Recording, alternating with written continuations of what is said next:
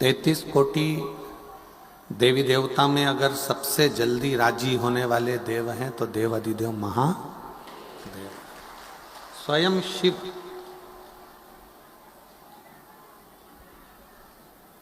और इसका प्रमाण स्वयं गुरु नानक देव जी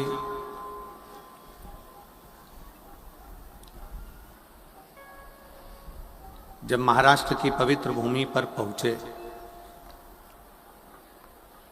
तो गुरु नानक देव जी के साथ में संत नामदेव जी थे।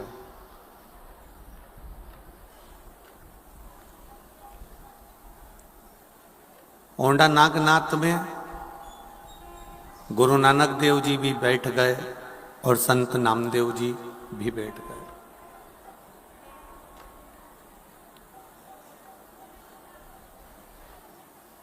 थोड़ी देर बाद संत नामदेव जी ने गुरु नानक देव जी को प्रणाम कर कर कहा कि मैं अंदर शंकर का दर्शन करने के लिए जा रहा हूं,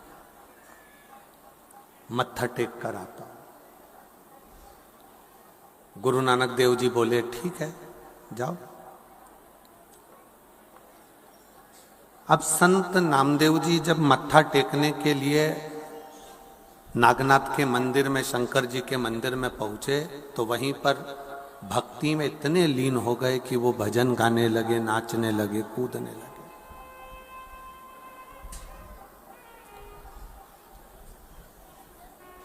मंदिर के जितने पुजारी थे, मंदिर के जितने संत थे, पुजारी थे, पंडित थे, उन्होंने नामदेव जी को उठाकर मंदिर के पीछे फेंक दिया।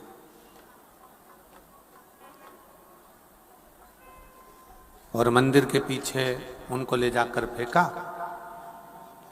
नामदेव जी की आंख में आंसू भर गया, नामदेव जी की आंख से अश्रु बहने लगा, नैनों से नीर बह रहा। गुरु नानक देव जी ने नामदेव जी से पूछा कि तुम रोते क्यों, किस लिए, तुम्हारे रोने का कारण क्या है? नामदेव जी बोले कि मुझे मंदिर में से बाहर निकालकर पीछे पटक दिया। गुरु नानक देव जी ने नामदेव जी से कहा, अगर शंकर के प्रति तुम्हारा विश्वास है, सारे देवों में सबसे सरल देव हैं देव अधिदेव महादेव। अगर तुम्हारा विश्वास पक्का है ना नामदेव, तो शंकर भगवान तुम्हारे लिए मंदिर का दरवाजा भी बदल सकते हैं। और आज भी भारत की भूमि पर एक मंदिर ऐसा है ओंडा नागनाथ का, जहां पर नामदेव जी ने गुरु नानक देव जी का कहना माना और भगवान शंकर की भक्ति में ऐसे लगे कि मंदिर का दरवाजा भी बदल गया। नामदेव जी जहां थे वहां हो गया और मूल स्थान पीछे हो गया।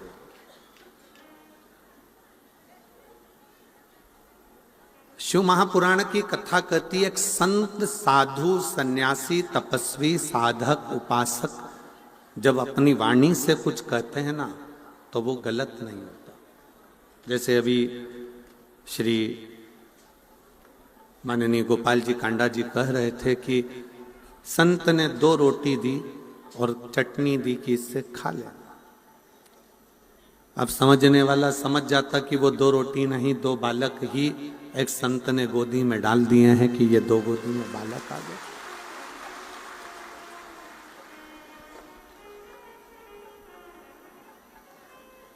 ये एक विश्वास,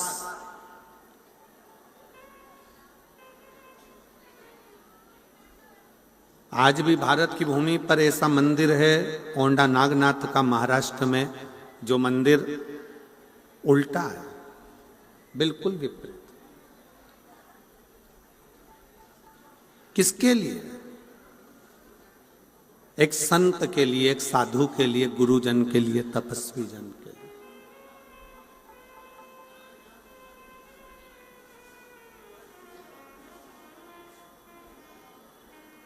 एक साधक के लिए, एक उपासक के लिए और आपके विश्वास के लिए।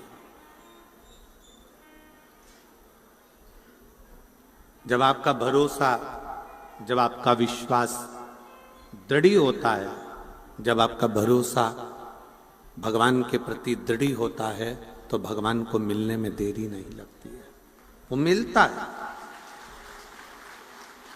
अब कोई कहे कि हम तो इतने दिन से जल चढ़ा रहे हैं, या इतने दिन से भजन कर रहे हैं, या इतने दिन से पूजन कर रहे हैं, या इतने दिन से आराधना कर रहे हैं, अर्चना कर रहे हैं, पर वो आने में इतनी देरी क्यों कर देता है? किस लिए?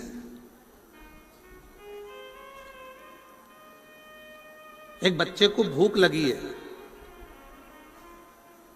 छोटा सा बच्चा है, भूख बहुत तेज लग रही है, मां के हाथ में दूध की बोतल रखी है, बच्चे को दूध नहीं पिला रही है, बच्चा रो रहा है, बिलख रहा है, बहुत रो रहा है, तो भी मां उस बच्चे को दूध नहीं पिला रही। पास में बैठी हुई एक महिला ने कहा, तुम्हारा बच्चा बिलख बिलख के रो रहा है, तुम इसको दूध क्यों नहीं पिला देते? तुम इसको दूध पिला दो, तुम्हारे हाथ में ये बोतल में दूध रखा हुआ है और तुम पिला नहीं रही हो। पूरी ट्रेन में जितने लोग सफर कर रहे थे उनने कहा कि इस बच्चे को दूध पिला दो, तुम्हारे बोतल में रखा हुआ है, पर मां अपने बच्चे को दूध नहीं पिला रही, बच्चा बिलख बिलख कर रो रहा। क्यों? उस मां से पूछा गया कि तुम अपने बच्चे को दूध क्यों नहीं पिला रही हो? तब मां ने कहा, यह दूध बहुत गर्म है, अगर मैं अपने बच्चे को पिलाऊंगी तो उसका मुख जल जाएगा, इसलिए मैं उसको दूध नहीं पिला रही, इसलिए मैं उसको दूध नहीं पिला रही, ये बहुत गर्म है। दूध ठंडा हुआ, मां ने दूध बच्चे को दिया, बच्चे ने पिया, बच्चा दूध को पी लिया। दूध ठंडा कर कर मां अपने बच्चे को देती है। आपने अभी की अभी मांगा कि भगवान मुझे ये दे दो, भगवान मुझे वो दे दो, भगवान मुझे ये दे दो, और भगवान के देने में अगर देरी हो रही है तो भगवान को धन्यवाद देना कि तू मेरा बाप है, तू अच्छे से जानता है कि मेरे लिए क्या अच्छा होगा और क्या बुरा होगा।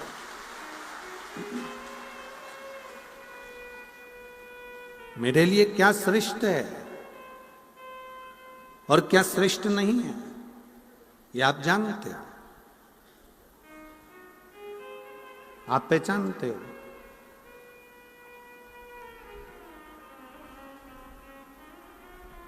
हो सकता है कि भगवान कुछ देना चाहता हो, देते देते हाथ को रोक लेता हो, समझ लेना कि कुछ उसमें विद्वत्ता हो,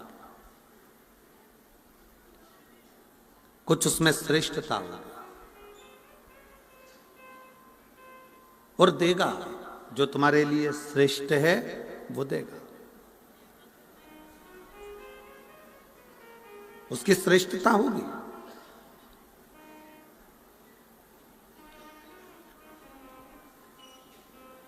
तेरे मंदिर में आना मेरा काम है और मेरी बिगड़ी बनाना तेरा काम। आप जब भगवान के दरवाजे पर पहुंचते हो, भगवान के मंदिर में पहुंचते हो, भगवान की चौखट पर पहुंचते हो, भगवान की शरणागति में जब आप जाते हो, तो भगवान समझ लेता है कि तुम क्यों आए, किस लिए पहुंचे।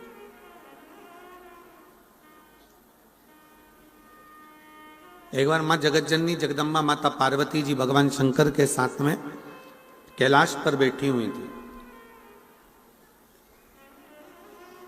और भगवान शिव बड़े अड़बंग होकर बड़े आनंद के साथ बैठे हुए थे। शिव पार्वती से बात कर रहे हैं, पार्वती शंकर जी से बात कर रहे हैं, और एक निवेदन ये कथा कर रही है, शिव महापुराण की कथा शंकर भगवान के और पार्वती के चरित्र से निवेदन कर रही है कि एक बात अपनी चित्त वृत्ति में बिठा कर रखो। जब पति पत्नी दोनों कक्ष में रहें, जब पति पत्नी दोनों अपने भवन में, अपने रूम में, अपने घर में रहें, तो निवेदन है कि उस समय पर अपने हाथ का मोबाइल चाहे कटे हुए सेवफल का हो, एप्पल का हो, चाहे कैसा भी हो, पर जितनी देर पति पत्नी दोनों साथ रहें उतनी देर मोबाइल को कहीं अलमारी में दबाकर रख दिया करो, जिससे दोनों का स्नेह बातचीत पूर्ण हो।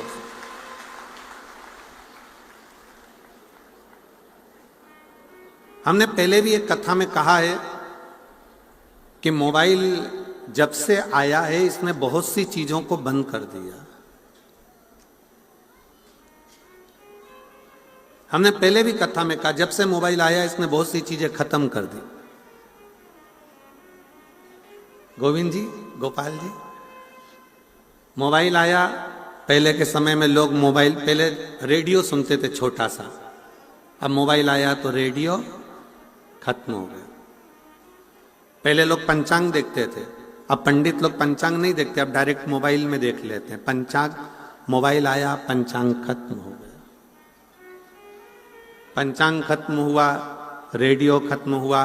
पहले लोग टॉकीज जाते थे, फिल्म देखने जाते थे, मोबाइल आया तब से लोगों ने टॉकीज जाना, फिल्म देखना बंद कर दिया। टॉकीज खत्म, रेडियो खत्म, पंचांग खत्म।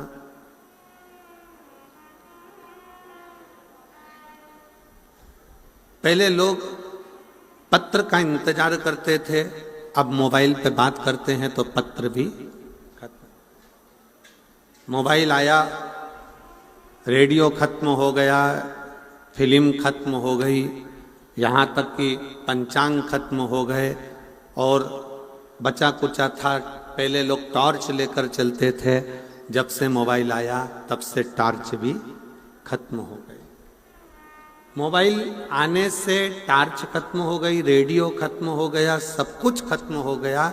और वही मोबाइल जिस दिन तुम्हारी पत्नी के हाथ में आ गया तो तुम भी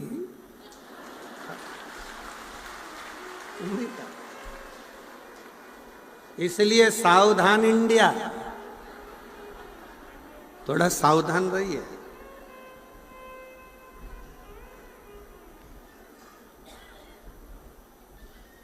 शंकर पार्वती जी का चरित्र कर रहा है, भगवान शिव और पार्वती जी का संवाद कर रहा है। शंकर पार्वती जी जितनी देर साथ में बैठते हैं उतनी देर व्यर्थ की बातों को छोड़कर अपनी स्वयं की बातों का स्मरण करते हैं, स्वयं की बातों।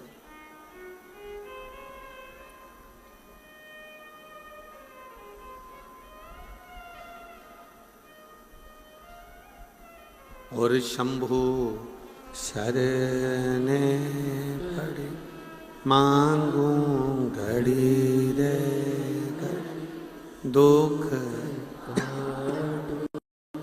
दया करी न दर्शन ओ शंभो शरणे पड़ी मांगू घड़ी रे घड़ी दुख काटो दया करीन दर्शन। मोबाइल को थोड़ा सा, जब पति पत्नी दोनों साथ रहें, दोनों रहें संग में, तो मोबाइल को थोड़ा दूर कर दीजिए, थोड़ा दूर कर दो। मिठास नहीं आ रही, गला पकड़ रहा है, थोड़ा रूखापन ज्यादा है। मोबाइल को एक कोने में ले जाकर रख दो।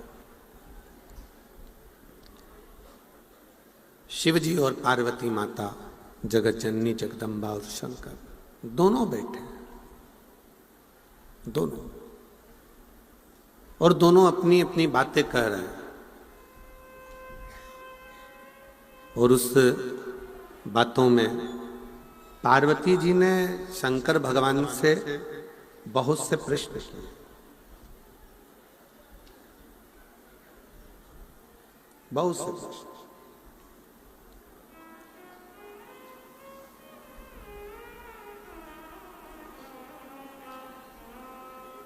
जैसे कल एक कथा शुरू में प्रारंभ हुई थी उत्तानपाद की। उत्तानपाद की दो पत्नियां सुनीति और सुरुचि का प्रसंग आया था। उसमें से एक सुनीति का बेटा ध्रुव है, सुरुचि का बेटा उत्तम है। और उत्तम सिंहासन पर बैठा हुआ है, ध्रुव जी महाराज भी आने वाले समय में सिंहासन पर बैठे। ये सब प्रसंग अपन ने श्रीमद् भागवत में सुना। पर उसके बाद का जो प्रसंग है कि उत्तम की जो धर्म पत्नी है, जिसका नाम बहुला है, वो अपने पति का सम्मान नहीं करती है, सत्कार नहीं करती, आदर नहीं करती। अब एक दिन उत्तम को ये बात का बड़ा दुख हुआ कि मेरी पत्नी मेरा सम्मान नहीं करती है, सत्कार नहीं करती है, आदर नहीं करती है, तो उन्होंने उस पत्नी को वन में भेज दिया। वो वन में चली और भ्रमण करती रही। भ्रमण करते करते वो पत्नी उत्तम की नागलोक में पहुंच गई और वहां एक सखी उसकी बन गई जिसका नाम था नंदा। पति ने धक्के मारकर निकाल दिया था। वो आदर नहीं करती थी, सम्मान नहीं देती थी, शब्द ठीक नहीं बोलती थी, तो उसको निकाल दिया। नंदा एक दिन बैठी हुई थी और नंदा के मन में, जैसे शंकर भगवान माता पार्वती जी के साथ कैलाश पर बैठे हैं और दोनों आपस में चर्चा कर रहे हैं, बातें कर रहे हैं, वैसे ही बहुला ने नंदा से कहा कि मेरे पति ने मुझे निकाल दिया क्योंकि मेरी वाणी ठीक नहीं है, मेरे शब्द ठीक नहीं।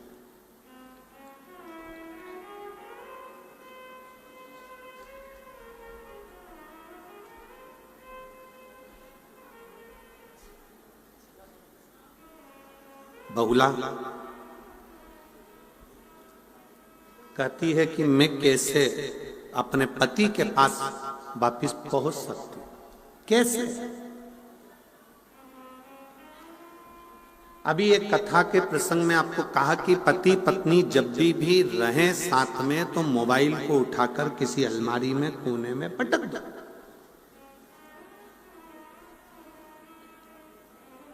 मैसेज करने वाले ने मैसेज करा है तो वो बाद में देख लेना। जब पति दुकान जाए, ऑफिस जाए या कहीं कोई काम में है तो आप अपना मोबाइल खोलो, देख लो, मना नहीं है, मैसेज तो कहीं जाने वाला नहीं।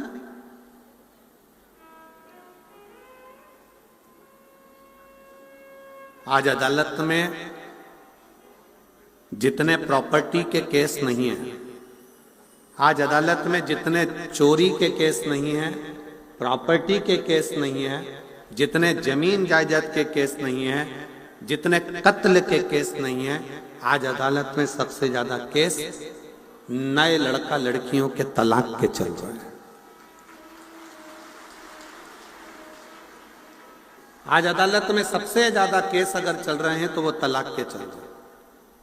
और उसका केवल एक कारण है, शादी तो हो जाती है पर हृदय मिल नहीं पाता, क्योंकि हृदय तो वो दिन रात को सो रहे हो तो मोबाइल में मैसेज चल रहे हैं, इंस्टाग्राम चल रहा है, फेसबुक चल रहा है, यूट्यूब चल रहा है, ये चल रहा है, वो चल रहा है।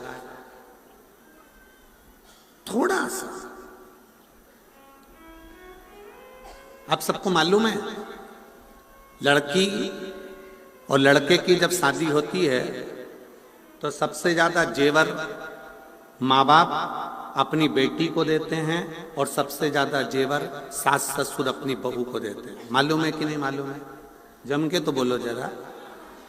सास ससुर ने और माँ बाप ने सबसे ज्यादा जेवर सास ससुर बहू को दे रहे हैं और माँ बाप भी अपनी लड़की को दे रहे हैं। लड़के को क्या देंगे? ज्यादा से ज्यादा एक ब्रेसलेट दे देंगे, चेन दे देंगे, अंगूठी दे देंगे, थोड़ा बहुत पहनने का सामान दे देंगे। लड़की को हार भी दिया है, लौंग भी दिया है, नाक की बेंदा भी दिया है, पायल भी दी है, करदोनी भी दी है, और माँ बाप ने भी दिया और सास ससुर ने भी दिया। कभी आपको मालूम है क्यों दिया जाए? किस लिए दिया? क्या कारण है? जो लड़की के माता पिता बेटी को थोड़ा सा सोना चांदी का जेवर बनाकर, रकम बनाकर देते हैं, और घर के जब लड़के की तरफ से भी जेवर जाता है तो हार पाटली सामान सब सोना चांदी का जाता है कि हमारी बहू को दिया जा रहा है। क्यों?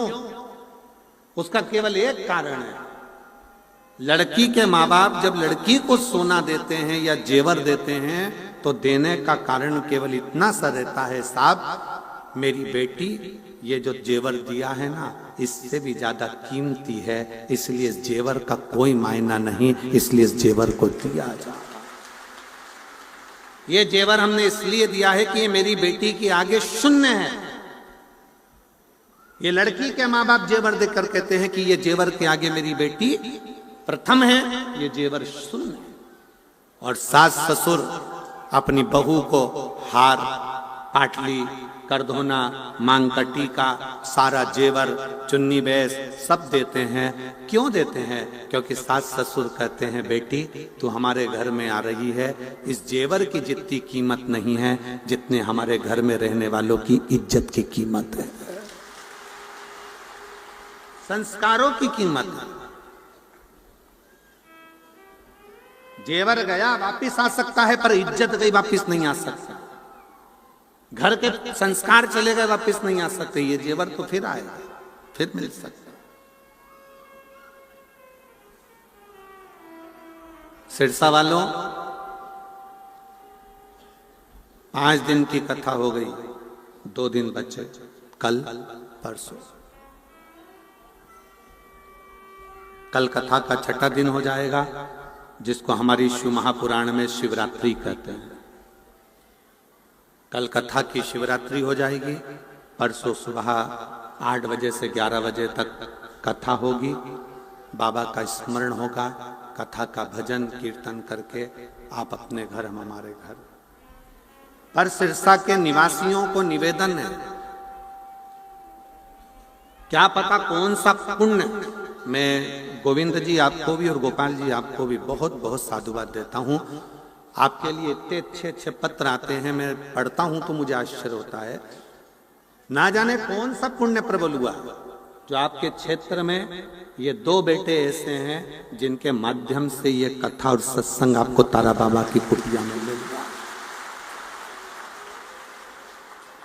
ये संत की वो 2 रोटी का कमाल है कि ये भी संत भाव में मिले, उसको ग्रहण।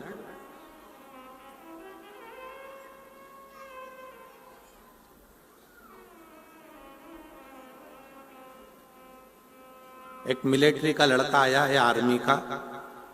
वो आर्मी के लड़के ने एक पत्र लिखा है, उस पत्र में उस लड़के ने लिखा है कि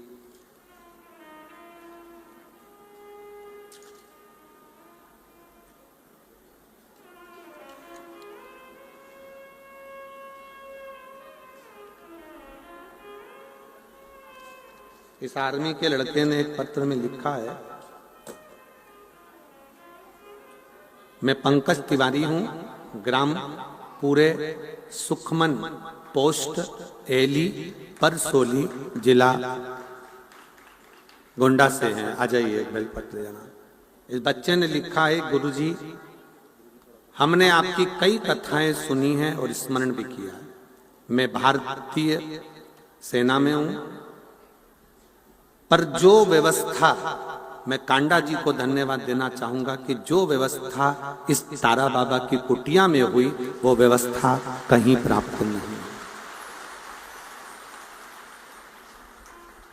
मैं कांडा जी को धन्यवाद दूंगा, श्री गोविंद जी को, श्री गोपाल जी को, कि व्यवस्था की मूलता किसको कहते हैं। 1 2 3 4 ऐसे पंडालों को मिला और पीछे के सारे पंडाल मिला, इससे 9 पंडाल लगाए गए हैं।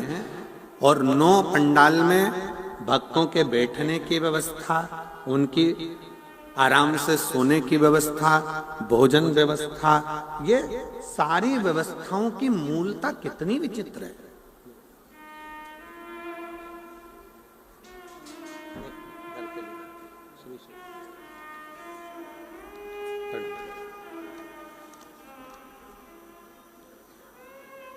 मैं श्री गोविंद जी कांडा जी को और गोपाल जी कांडा जी को इसके लिए धन्यवाद देता हूं कि इतनी सुंदर व्यवस्था शायद ही कहीं हो। जो व्यवस्था, शिव तत्व किसको कहते हैं? शंकर भगवान की उदारता किसको कहते हैं?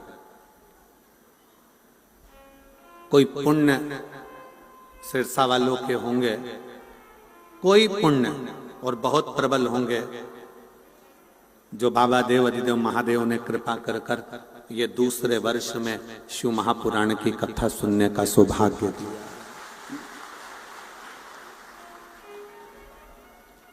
शिव की कृपा से, और तेरी कृपा बिना ना हिले एक भी अणु, लेते हैं श्वास कृपा से तनु तनु। बखान क्या करूं मैं राखों के ढेर का, चपटी भभूत में खजाना कुबेर का।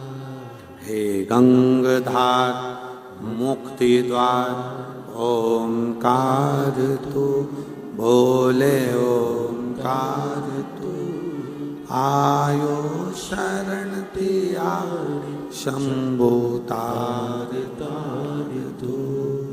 ये उसकी उदारता से मिला, ये उसकी कृपा से मिला, ये उसकी करुणा से मिला।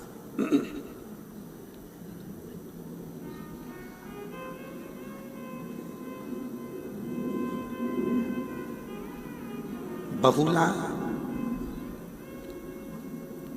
नंदा से कह रही है, क्या मैंने अपने पति से अपशब्द कहे, मैंने अपने पति से आड़ा टेढ़ा कहा है, क्या मेरे पति मुझे वापस बुला सकते? क्या मेरे पति मुझे वापस रख सकते? बुला लेंगे, बुला सकते।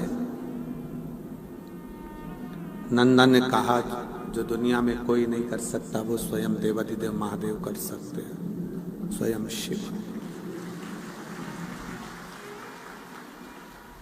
जो दुनिया में कोई नहीं कर सका,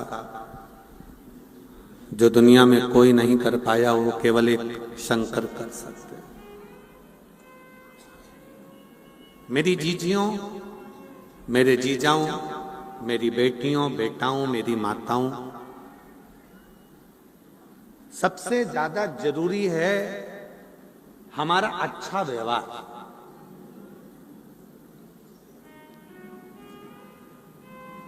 आज के जमाने में किसी के घर में धन की कमी नहीं है।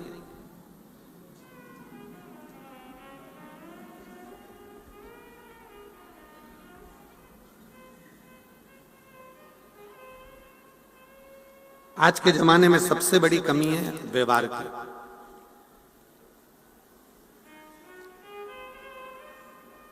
सब मेहनत कर रहे हैं, सब अपने भाग्य का खा रहे हैं और अपनी किस्मत में लगे हुए हैं और अपनी कर्म में लगे हुए हैं।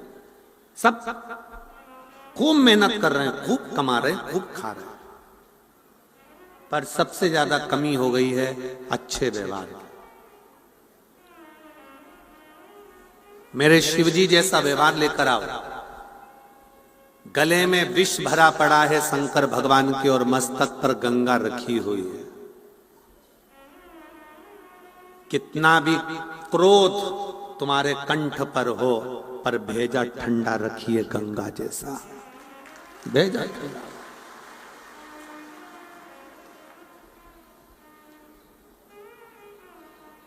आज के जमाने में व्यक्ति का भेजा ठंडा नहीं है, मस्तिष्क ठंडा नहीं है, दिमाग ठंडा नहीं है। गुस्साया, क्रोध में आकर तलवार ली, चक्कू ली और मार दिया। कितनी देर लगी चक्कू मारने में? लगी कितनी देर? 10 मिनट।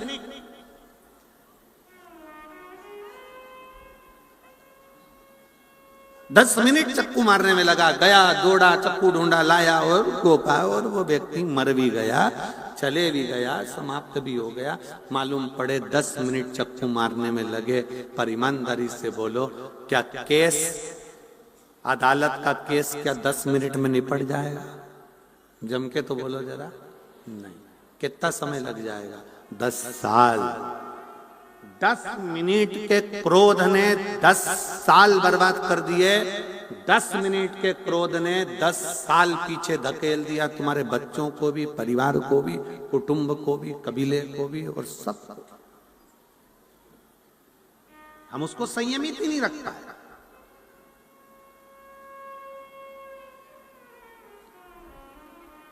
अगर चाहते तो गुरु नानक देव जी कह सकते थे, नामदेव तुझे मंदिर के पंडित जी ने निकाल कर बाहर फेंका है, जा वापिस जा।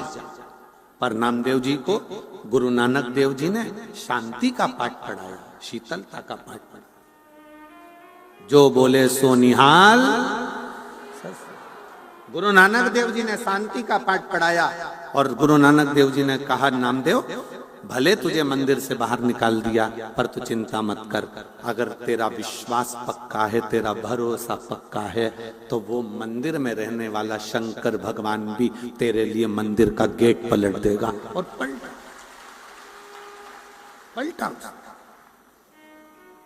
आपका विश्वास सबसे मूल है, आपका भरोसा सबसे मूल है। अगर विश्वास नहीं है तो परमात्मा भी नहीं है, भरोसा नहीं तो भगवान भी नहीं है। भगवान नहीं है।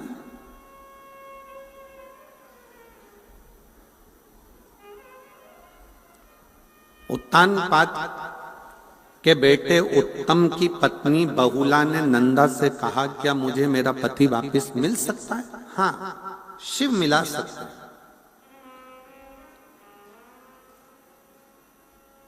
शंकर भगवान एक ऐसे हैं जो मिला सकते हैं। शिव जी का काम है मिलाना।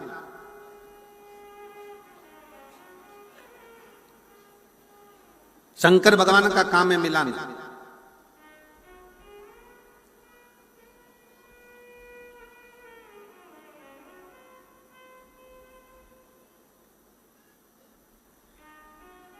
बहुला नंदा के कहने पर शिवलिंग का निर्माण करती है, पूजन करती है, आराधना करती है और कथा कहती है कि उत्तम को लगा कि मेरी पत्नी कहीं भटक रही है, तो वो ढूंढते ढूंढते पहुंचता है, अपनी पत्नी को लेकर आता है। शिव महापुराण की कथा कहती है, अगर रिश्ते टूटने की कतार पर आ गए हैं, संबंध खत्म होने की कतार पर आ गए हैं, तो निवेदन है उन संबंध को अदालत तक लेकर मत जाओ। ले जाना है तो एक लोटा जल भर कर दोनों पति पत्नी शंकर के मंदिर जाओ, उसको जोड़ने का प्रयास करो। मंदिर तक जाओ, शिवालय तक जाओ, शंकर भगवान की चौखट तक जाओ।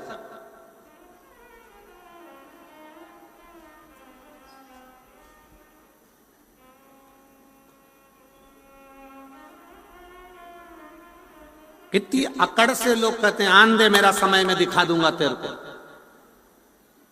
आन दे मेरा समय मैं बताऊंगा तेरे को। अकड़ से कह दिया, आन दे मेरा समय मैं तुझे दिखा दूंगा।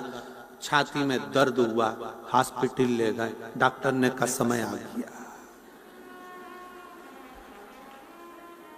ले और अकड़ ले, आन दे मेरा समय मैं दिखाऊंगा कि मैं क्या। दर्द उठा, हॉस्पिटल ले गए, डॉक्टर ने कह दिया समय आ गया। अब आईसीयू में पड़ा है, आईसीयू में पड़ा, अब क्या दिखाएगा? अब तो हरी झंडी ऊपर वाला दिखाए, अब तू क्या दिखाएगा?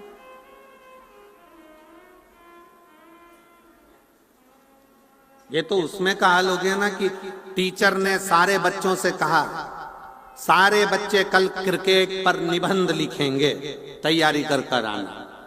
सारे बच्चे क्रिकेट के निबंध की तैयारी कर कर लाए, सबने अपनी अपनी कॉपी में निबंध लिखा क्रिकेट पर निबंध लिखा। तब क्रिकेट पर निबंध लिखते लिखते सबकी कॉपी सर ने चेक करी, टीचर ने चेक करी। एक बच्चा बैठा था, उससे कहा ला तेरी कॉपी ला। उसने कॉपी दिखाई और जो कॉपी दिखाई तो पूरी कॉपी खाली थी, पूरी कॉपी।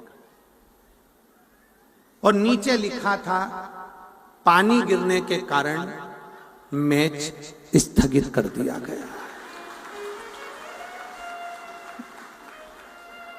पूरी कॉपी खाली है, पूरी कॉपी खाली। और नीचे एक लाइन में लिख दिया, पानी गिरने के कारण मैच स्थगित कर दिया गया। टीचर को चक्कर आ गया। टीचर, अरे बेवकूफ है, पागल है, मैंने तुझे कहा था क्रिकेट पर निबंध लिखा, स्थगित हो गया तो कैसे लिखता, नीचे लिख दिया। हम यही जिंदगी जी रहे हैं, बस मेरा समय आन दो, समय का इंतजार करते रहते हैं, भाग्य के भरोसे बैठे रहते हैं। भाग्य में होगा तब मिलेगा, भाग्य में होगा तब मिलेगा, भाग्य में होगा तब मिलेगा, भाग्य में होगा तब मिलेगा। भाग्य के भरोसे मेरे शंकर भगवान नहीं कहते कि भाग्य के भरोसे बैठो।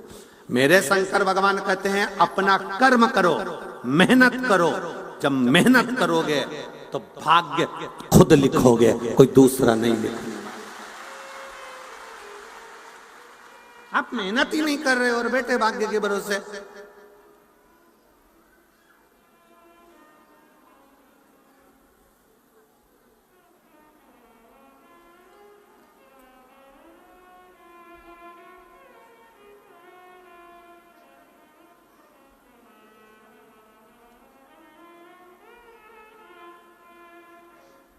गोपाल जी, एक बैंड वाले का फोन आया, बैंड बजाने वाले का। वो पुंगी वाला बैंड, वैसा नहीं इंसान का बैंड बजा रहे, तो बैंड बजाने वाले का फोन आया सीहोर, और उन्होंने कहा गुरुजी से बोलो हमारा आजकल बैंड बाजे का धंधा सही चल नहीं रहा है, डीजे ने हमको फेल कर रखा है, बहुत तकलीफें आ रही है, बहुत। ऑफिस से फोन आया आशीष के पास। आशीष हमको बोला, कहे गुरुजी ऐसी ऐसी बात है। हमने कहा बैंड वालों से भी कहो कि अच्छी मेहनत करें, कुछ नया मेहनत कर कर आगे बढ़े, खूब परिश्रम।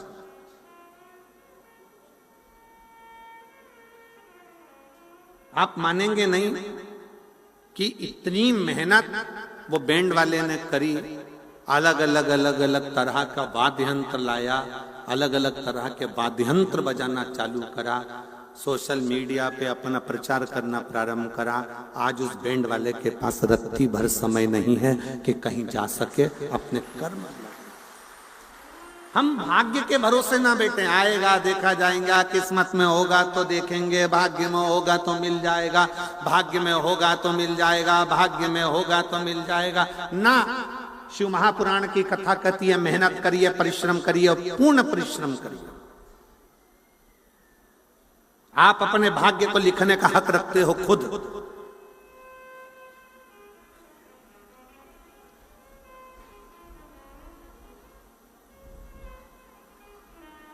बहुला ने कहा क्या मेरे भाग्य में मेरा पति मुझे वापस मिल सकता है? नंदा ने कहा भाग्य तुम्हें लिखना पड़ेगा, थोड़ा व्यवहार चेंज करना पड़ेगा, अच्छी वाणी बोलना पड़ेगा, सम्मान के शब्दों को लाना पड़ेगा, अपने आप घर सुधर जाएगा।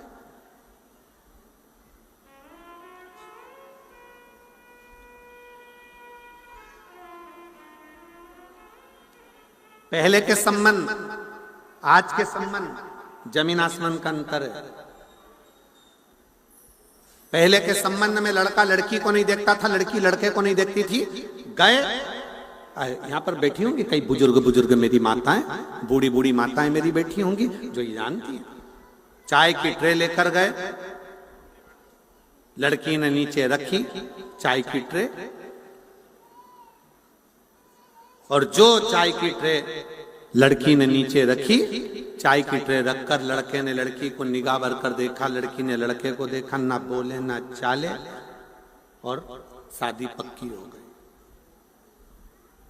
और वो शादी चली, खूब चली, आज तक चल रही है।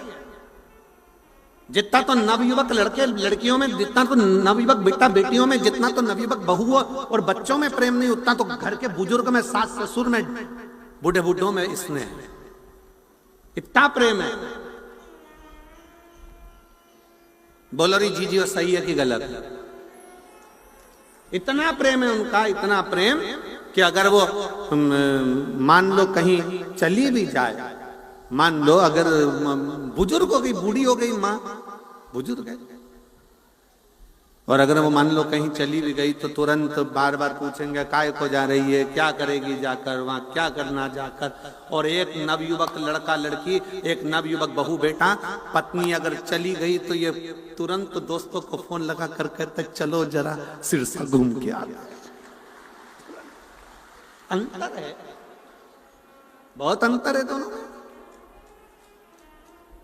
ना लड़के ने लड़की को देखा था, ना लड़की ने लड़के को देखा था, संबंध पक्का हुआ, वो संबंध आज तक चल रहा है। और एक आज का संबंध, लड़का लड़की को दिखाओ, लड़की लड़के को दिखाओ, दोनों एक दूसरे को होटल में मिले, होटल में देखने के बाद भी इनका मन नहीं भरावे तो फिर वापिस मिले, 3-3 घंटा बात करी, संबंध पक्का हो गया। रात को 8 बजे से लगे सुबह 4 बजे तक मोबाइल पे बात करते रहे, इतनी बात करी, इतनी बात करी, इतनी बात करी, और बात करते करते करते करते शादी भी हो गई। और मालूम पड़ा 2-5 साल टिकी नहीं, और चल क्या मतलब।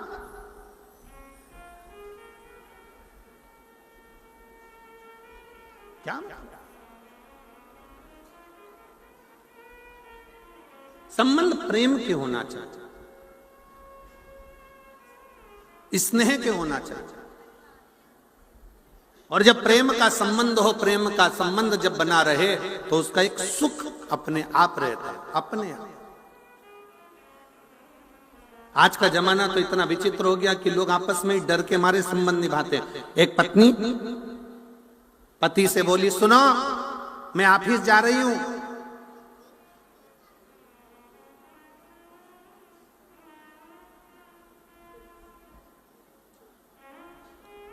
बच्चों के थोड़े से कपड़े बाथरूम में रखे हैं,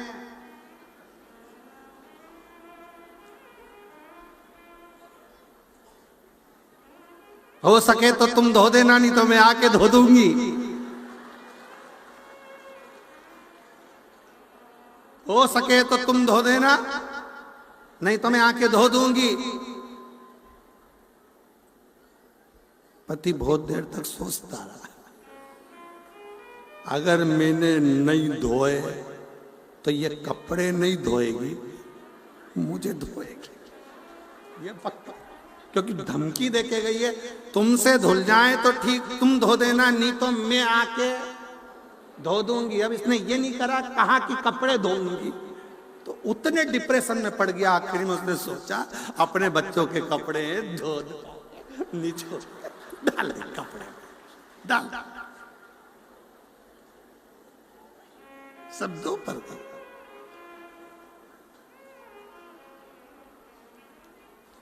पत्नी ने आते से पूछा, धुल गए? धुल गए?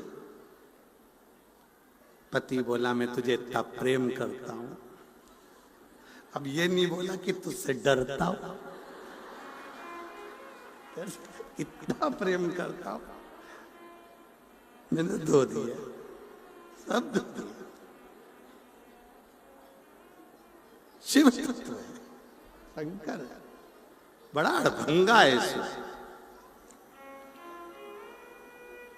कितनी सुंदर एक बात आती है। एक बार भगवान शंकर से पार्वती जी बोली, गणेश जी महाराज मोदक के लिए तरस रहे थे, लड्डू चाहिए था गणेश जी को, और लड्डू रखे थे ऊपर। अब गणेश जी ऊपर चढ़े नहीं, और चूहा ऊपर चढ़ के लड्डू खा के नीचे आ जाए। अच्छा, चूहा एबला बहुत होता है, ये हमेशा बेकार चीज नहीं खाता, कपड़े में भी देख लेगा कौन सा कपड़ा अच्छा, उसी को खाएगा। क्वालिटी चीज चाहिए। हमें तो लगता है आजकल के चूहे भी अच्छी कंपनी के आ रहे हैं, उन्हें भी क्वालिटी का सामान चाहिए। बेकार पटक तो तुम देखो, एक चूहे की वो चूहा पकड़ने की होती है ना, है? हाँ, पिंजरा, चूहादानी। पर भगवान भी कहते हैं देखो, सब चीज एक जैसी नहीं रहती है। चूहे में चूहेदानी रहती है, साबुन में साबुनदानी रहती है, मच्छरदानी में मनुष्य रहता है। मच्छरदानी में कहाँ मच्छर रहता है? मत मत तो वो चूहे की जो दानी होती ना उसमें वो रोटी का टुकड़ा रख दे।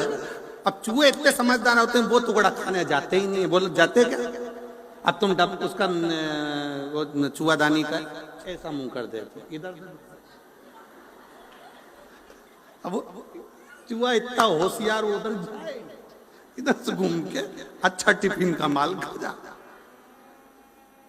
चूहे बड़े समझदार। तो आजकल ऐसा लग रहा है कि इनको सिखा के पैदा किया जा रहा है, तो समझ। अब गणेश जी महाराज तो नीचे बैठे और वो चूहा चढ़ गया ऊपर।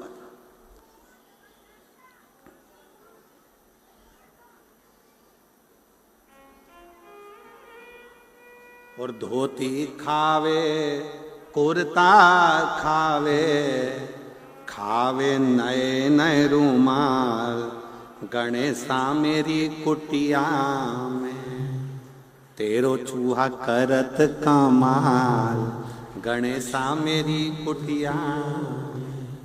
अच्छा सामान थी उसे। टोपी खावे जूता खावे, खावे कुर्ता की जेब। इतने समझदार है, पूरा कुर्ता छोड़ देंगे, उसकी जेब खा जाएंगे कि जैसे माल धरे नीचे सटक जा।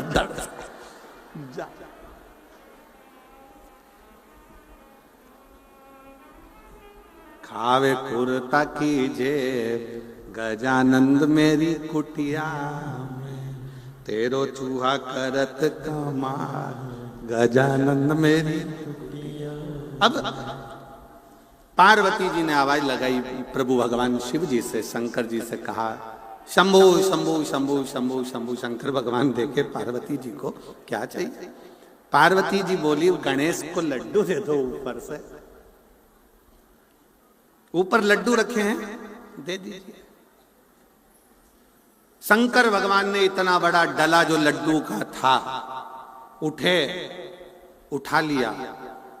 जरा विचार करिएगा, जो त्रिशूल डमरू संसार का वजन उठा सकता है वो लड्डू का टोकला नहीं उठा सकता। जो डला उठाया लड्डू का भड़ से फेंक दिया। पार्वती जी बोली लड्डू नहीं संभला। गणेश जी आके बोले पिताजी तुमने पूरे लड्डू जमीन पे गिरा दिया। गणेश जी महाराज के शब्द सुनकर शंकर जी बोले बेटा आज नहीं गिराता तो रोज उठा के देना पड़ता।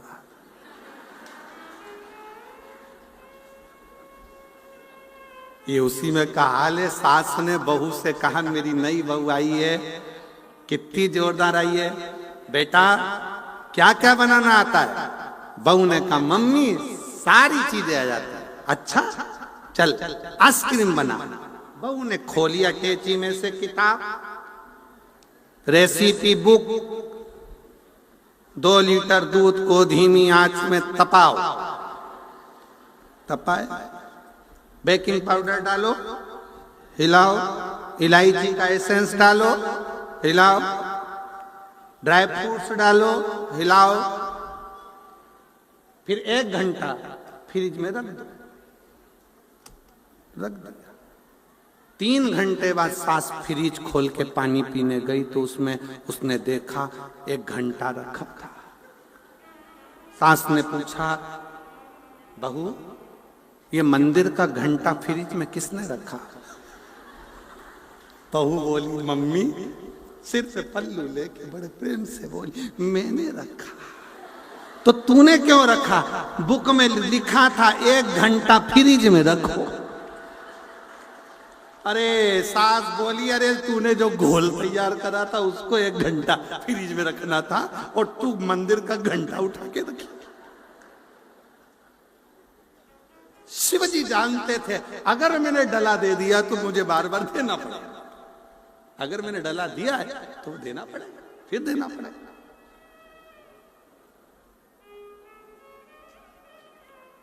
बहुएं बहुत समझदार होती मानो। सास कहते पानी भर के ला जा। मटका लेके गई, उसने सोचा पानी भर के लाऊंगी और सास को रोज पानी भरवाएगी, तो उसने क्या करा मटके का ही मुंह बांध दिया रस्सी में, दिया कुएं के अंदर। मटका पूरा टूट गया, मुंह बाहर आ गया। सिर पे रख के चली चोमली जैसे। सास ने पूछा पानी लाई, तो के मटका तो नीचे ही कुएं में रह गया। कि कैसी है, तेरे को पानी भरना नहीं आता?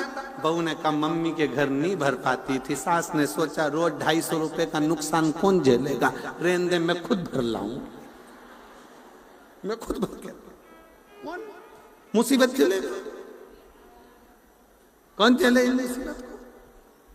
शिव पुराण कर रही है, भगवान शंकर का चरित्र कर रहा है, शंकर भगवान का संवाद कर रहा है। भेजे को ठंडा रखो, मस्तिष्क को ठंडा रखो, अपने व्यवहार को श्रेष्ठ रखिए, और जिस समय आपका व्यवहार श्रेष्ठ होगा उस समय पर समझ लेना कि तुम्हारे परिवार को कोई नहीं तोड़ पाएगा, वो जुड़कर चलेगा, तो कभी बर्बाद नहीं। प्रेम। बहुला ने नंदा से कहा क्या मुझे मेरे पति वापस मिल सकते? क्यों नहीं मिलेंगे? ऐसा कौन सा काम है जो नहीं मिल सकते?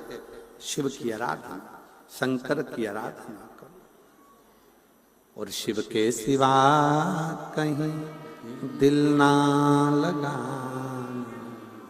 शिव के सिवा कहीं दिल ना लगाना, वरना पड़ेगा तुझे आंसू बहाना, वरना पड़ेगा तुझे आंसू बहाना, शिव के सिवा कहीं दिल ना,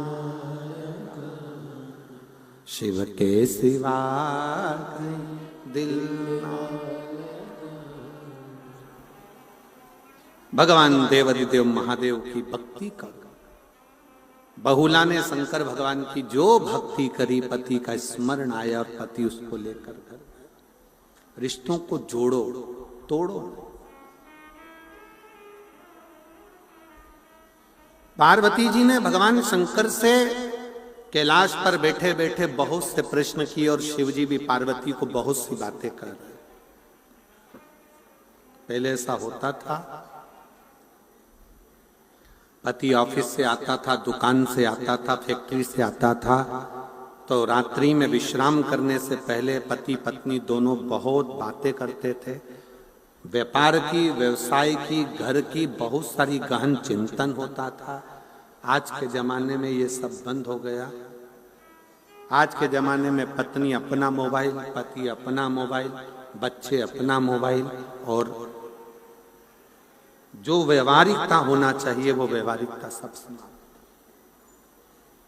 सब समाप्त। एक बच्चा कुचा था तो ये सेल्फी ने बर्बाद कर दिया। जितने लोग प्रयाग में नहाने नहीं गए उतने सेल्फी खींचने गए पूरे प्रयाग, पूरे प्रयाग आधा सेल्फी। और निवेदन है जितना सेल्फी मुस्कुराकर खींचते हो उतनी मुस्कुराहट तुम्हारे जीवन में प्रतिदिन लेकर आ जाओ तो भी काम चल जाए। उतनी मुस्कुराहट अपने जीवन में लेकर आओ। रोज प्रतिदिन आपके चेहरे पर मुस्कुराहट होना चाहिए, स्माइल होना चाहिए, चेहरे की प्रसन्नता होना चाहिए। और ये जीवन का एक सबसे बड़ा सूत्र है, आपके चेहरे की मुस्कुराहट कहीं नहीं जाना चाहिए।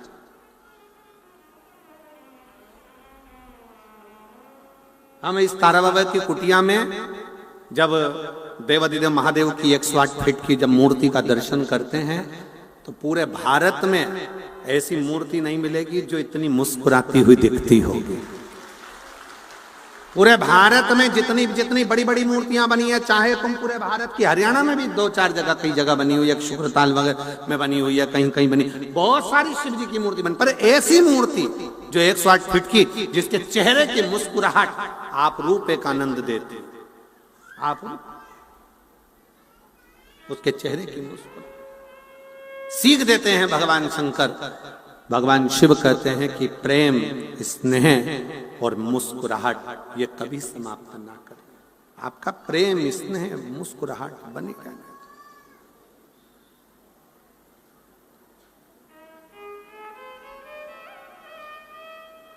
कितने प्रसन्न मेरे शंकर भगवान भस्मासुर को वर दे देते हैं कि जिस पे हाथ रखे वो ही भस्म, और वो भस्मासुर प्रैक्टिकल भी शंकर जी पे करता है। तो भी शंकर भगवान को दुख नहीं होता, भागते भागते शंकर भगवान हंसते, खूब हंसते। भगवान विष्णु ने पूछा, प्रभु क्यों हंस रहे हो? कि मैंने भस्मासुर को आशीर्वाद दे दिया कि जिस पे हाथ रखेगा वही भस्म। तो भगवान विष्णु ने पूछा, ये रोने की बात है कि हंसने की? शंकर भगवान बोले, रोने से काम क्या होगा, इसलिए हंस लूं तो अच्छा। मुस्कुरा।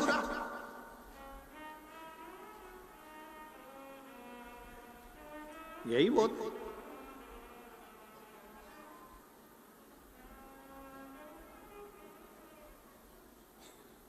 रावण को बाबा तूने लंका दिया, भस्मासुर को तूने कंकण दिया, उसी ने तेरा पीछा किया भोले बाबा, उसी ने तेरा पीछा किया भोले बाबा। मत वाले रखवाले, मत वाले रखवाले, बमा बम भोले शंकर, गले में नाग भयंकर।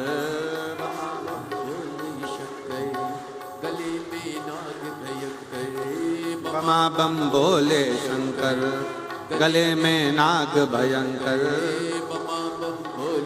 नमस्तुभ्यं भोला सब दुख काटो, ओ भोला सब दुख काटो। शिव शंकर जपूं तेरी माला, भोले बाबा जपूं तेरी माला, भोला सब दुख काटो म्हारा, ओ भोला सब दुख काटो म्हारा। वेश मंगल कारी, वेश मंगल कारी, शमशान वासी हमारा, शमशान वासी हमारा, ओ भोला सब दुख काटो म्हारा, ओ भोला सब दुख काटो।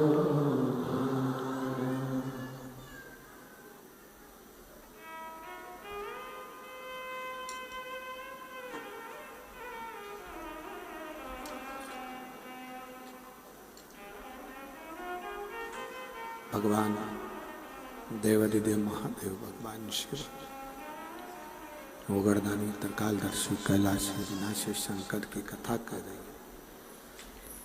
शिव महापुराण की कथा वर्णन करती है, शिव तत्व कथा, शंकर भगवान का संवाद करता है। शिव जी माँ जगज्जननी जगदम्बा पार्वती को लेकर कैलाश पर बैठे हैं। दोनों की व्यवहारिक बातें चल रही।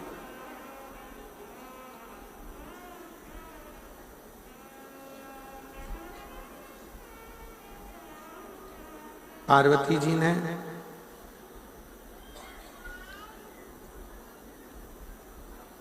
शिव जी से कुछ प्रश्न किए,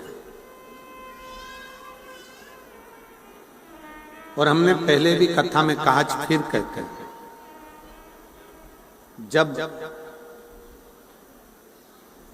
पत्नी पति से कोई प्रश्न कर रही है या पति पत्नी से कोई प्रश्न कर रहा है, उसका उत्तर मुस्कुरा कर देना चाहिए, चिढ़कर नहीं। पत्नी ने प्रश्न किया, और पति ने चिढ़कर उत्तर दिया या पति ने प्रश्न किया, पत्नी ने चिढ़कर उत्तर दिया, ये श्रेष्ठ नहीं। मेरे भगवान देवाधिदेव महादेव भगवान शंकर से माता पार्वती जी प्रश्न कर रही हैं और शिव जी उसका उत्तर मुस्कुरा कर दे रहे हैं।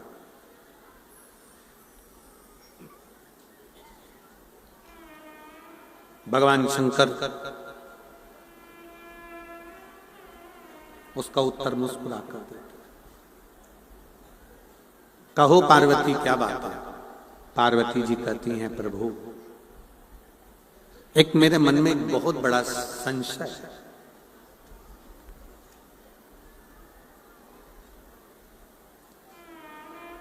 व्यक्ति कर्म की संलग्नता में लगा रहे कि भाग्य के भरोसे पर बैठा रहे। कर्म की संलग्नता हो कि भाग्य के भरोसे बैठना श्रेष्ठ है।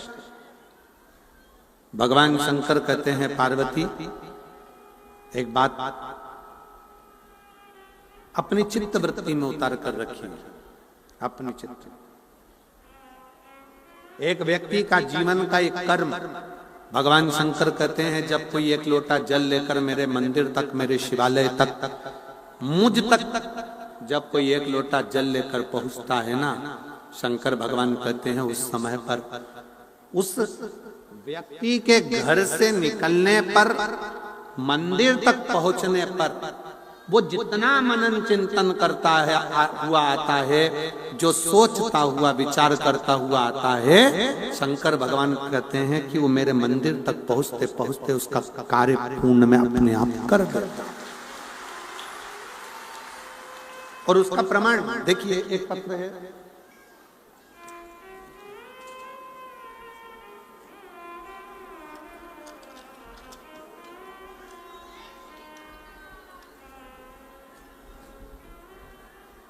मेरा नाम कविता, जिला रोहतक, सुनारिया से यहाँ बाबा के, तारा बाबा के कथा पंडाल में कथा सुनने के लिए, धन्यवाद देने के लिए आई। कहीं बैठी हो तो हाथ हिला सकती हैं जिनका ये डमरू है। कहीं बैठी हो, आप ही हैं, आ जाओ, एक बेलपत्र ले जाना चाहिए। मेरा नाम कविता, जिला रोहतक से हूं। मैं बाबा को यहाँ धन्यवाद देने के लिए आई हूं। मेरी पीठ पर पिछले 7 साल से गठान थी। मैंने डॉक्टर से अल्ट्रासाउंड करवाया तो उसमें गांठ बताई थी। तब डॉक्टर से दवाई लेकर मैं वापिस आ गई और ननंद के कहने पर, मैं सीहोर वाले गुरुजी कथा करते हैं, तुम उनका कथा सुनो और शिव जी पर एक लोटा जल चढ़ाना प्रारंभ करो। हम लोग सीहोर पहुंचे, वहां जाकर रुद्राक्ष लाई और बाबा का रुद्राक्ष तांबे के कलश में जलाकर शिवजी पर चढ़ाकर उसका आचमन करने लगे। मैं बाबा का बेलपत्र चढ़ाया हुआ पीठ पर भी लगाती और उसको खाती भी। आज मैं बाबा को धन्यवाद देती हूँ कि मैंने दूसरी बार जब अल्ट्रासाउंड कराया तो मेरी पीठ की गठान पूरी गल चुकी थी। मैं बाबा को प्रणाम करने के लिए आई। गुरुदेव, मेरे पति के मुंह में छाले होने के कारण, जो छाले बहुत दिन से लगे हुए थे, वो छाले समाप्त नहीं हो रहे थे। हम लोग बहुत परेशान हो गए। डॉक्टर को जांच कराया तो डॉक्टर ने बताया कि इनको कैंसर जैसी भयानक बीमारी के लक्षण थे। परिवार पूरा परेशान हो गया, करें तो करें क्या। तब डॉक्टर साहब से कहा कि आप दवाई दे दीजिए। वो दवाई लेकर हम आ गए। कुंदकेश्वर महादेव का नाम लेकर, आप कहते हो ना कि डॉक्टर भी शंकर का एक रूप होते हैं, तो हमने डॉक्टर की दवाई को शिव का प्रसाद मानकर कुंदकेश्वर महादेव का नाम लेकर खाना प्रारंभ करा और वो दवाई खाते खाते रुद्राक्ष का जल, सीहोर से लाए हुए कंकर शंकर पे चढ़ा हुआ जल उनको देना प्रारंभ करा। आज मेरे पति भी पूर्ण तरह से स्वस्थ हैं और उनको कोई रोग नहीं है, उनकी रिपोर्ट नॉर्मल आई है। मैं बाबा को यहाँ प्रणाम करने के लिए आई हूँ। शिव तत्व किसको कहता है? एक दो पत्र बड़े सुंदर हैं, देखिए।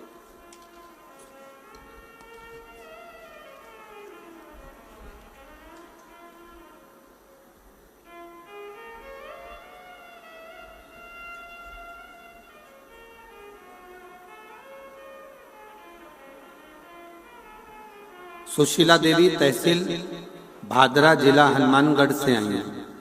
कहीं बैठी हो तो हाथ हिला सकती हैं। सुशीला देवी तहसील भादरा, अगर कहीं बैठी हो तो हाथ हिला सकती हैं। आप ही हैं, आ जाओ, बेलपत्र ले जाना। मेरे पति का नाम रघुवीर सिंह है। 2020 में फौज से रिटायरमेंट हो गए। 2020 में रिटायरमेंट हुआ। 1 साल तक नौकरी ढूंढते रहे, 2 साल हो गया नौकरी ढूंढते ढूंढते, पर उनको दूसरी नौकरी नहीं मिल पाई। सारे एग्जाम दिए तो भी उनका रिजल्ट ठीक नहीं आता।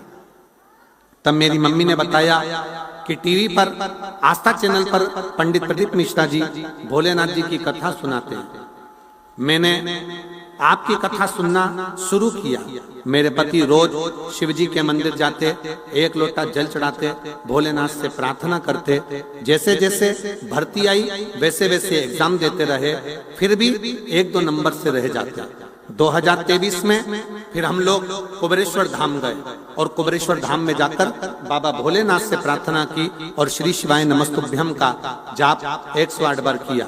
कंकर शंकर की पूजन करके उसमें से 1 कंकर लेकर घर आ गए और बाबा की ऐसी कृपा हुई कि आज मेरे पति का सिलेक्शन पुनः पुलिस कांस्टेबल के बल पर हो गया है। मैं बाबा को प्रणाम करने के लिए आई हूं। शिव तत्व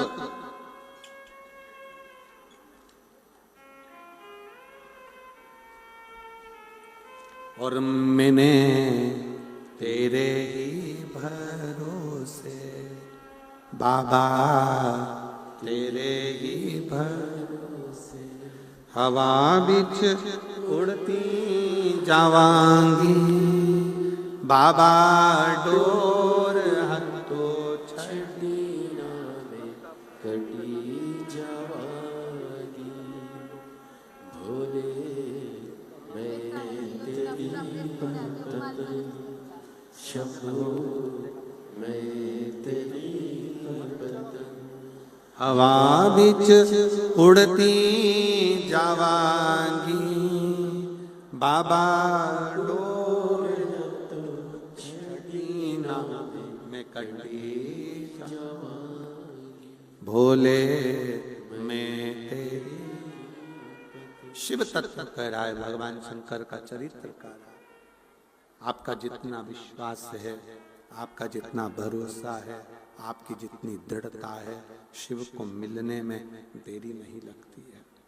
भरोसा मूल है, सबसे मूल है आपका भरोसा, सबसे मूल है आपका विश्वास। थोड़ा मिठास करिए साउंड में। सबसे मूल है आपका विश्वास, आपका भरोसा, आपकी दृढ़ता। पार्वती जी भगवान शिव से कहती हैं कर्म और भाग्य।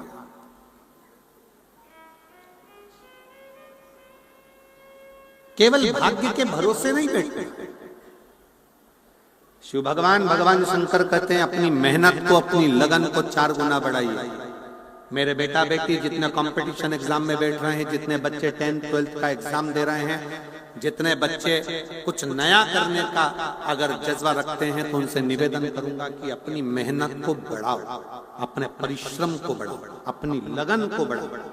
और जब आप अपना कर्म, अपनी मेहनत, अपनी लगन बढ़ाओगे तो अपना भाग्य अपने कर्म के अनुसार खुद लिखते चले जाओगे और आगे बढ़ते चले जाओगे।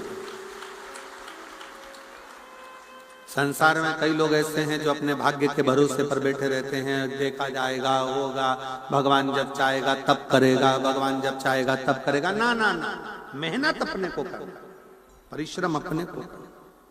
जितना जितना मेहनत करोगे, जितना जितना परिश्रम करोगे, जितनी जितनी मेहनत के पल पे आगे बढ़ोगे, उतना उतना सुख आपके जीवन में बढ़ता चले जाएगा। आप मेहनत करिए, परिश्रम से आगे बढ़िए। लगन बहुत जरूरी। शिव कथा कहती है, भगवान शंकर का चरित्र कहता है, शिव महापुराण की कथा कह रही है। पार्वती जी प्रश्न करी भगवान शंकर से, भगवान शंकर ने फिर पुनः उत्तर दिया। कहा, प्रभु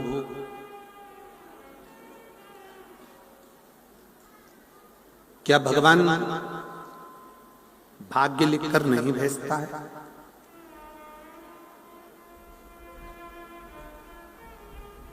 क्या भगवान भाग्य लिखकर नहीं भेजता है? दो चीजें हैं, बहुत सावधानी से समझिएगा।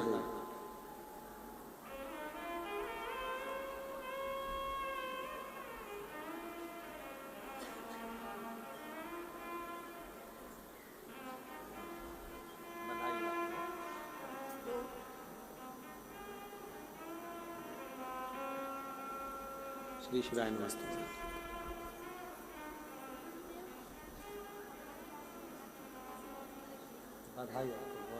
शिव कृपा।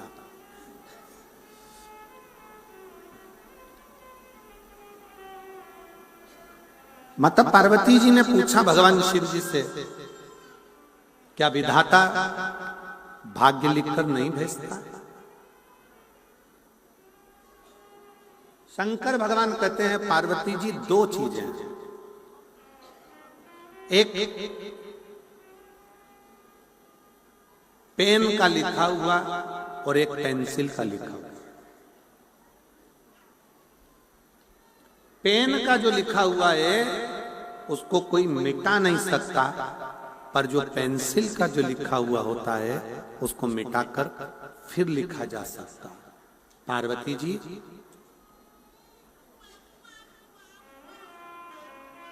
विधाता इस कोरे कागज पर पेंसिल से लिखकर भेजता है और नीचे अपने सिग्नेचर कर कर भेजता है कि वक्त पड़ने पर आप अपने परिश्रम से, आप अपनी मेहनत से इस कागज को मिटा सकते हो और अपनी मेहनत से नया पर्चा फिर बना सकते हो।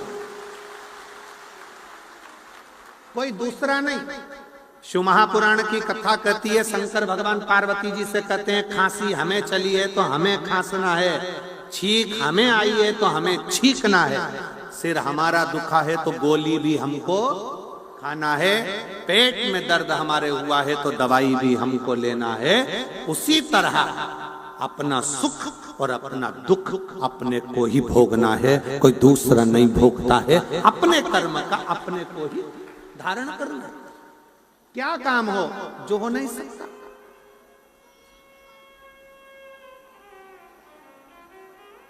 देवताओं ने अमृत पिया, 33 कोटि देवता अमृत के हकदार बने और शंकर भगवान के लिए केवल विष का कटोरा सामने लाकर रख दिया गया, केवल विष।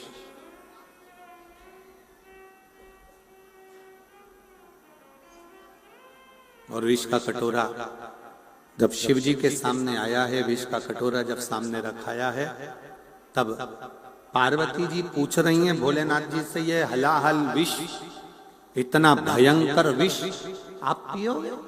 शंकर भगवान कहते हैं, पार्वती मैं अकेला विष नहीं पीने वाला, ये मत सोच कि मैं विष पीऊंगा, अकेला नहीं पी सकता। जीवन में जब दुख आता है, तकलीफ आती है, कष्ट आता है, बीमारी आती है, रोग आता है, तकलीफ आती है, बहुत बहुत कष्ट जब जीवन में आता है, बहुत बहुत तकलीफें जब जिंदगी में आती हैं, तो परिवार किस लिए होता है? उस दुख को झेलने के लिए। मैं अकेला नहीं, पार्वती इस विष को मैं और तुम दोनों धारण करेंगे, क्योंकि शिव और शक्ति दोनों मिल जाते हैं तो दुख कितना भी बड़ा हो वो अपने आप कटता चले जाता, अपने आप कटता। शिव और शक्ति का जो मिलन होता है, शंकर और पार्वती का जो मिलन होता है, शिव शक्ति के मिलन से वो दुख कटता चले जाता है, वो तकलीफ कटती चली जाती है, वो दुख अपने आप समाप्त होता चले जाता है। थोड़ा मीठा करिए, गला पकड़ रहा है बहुत तेज, मिठास दीजिए उसमें, एकदम रूखा रूखा आ रहा है।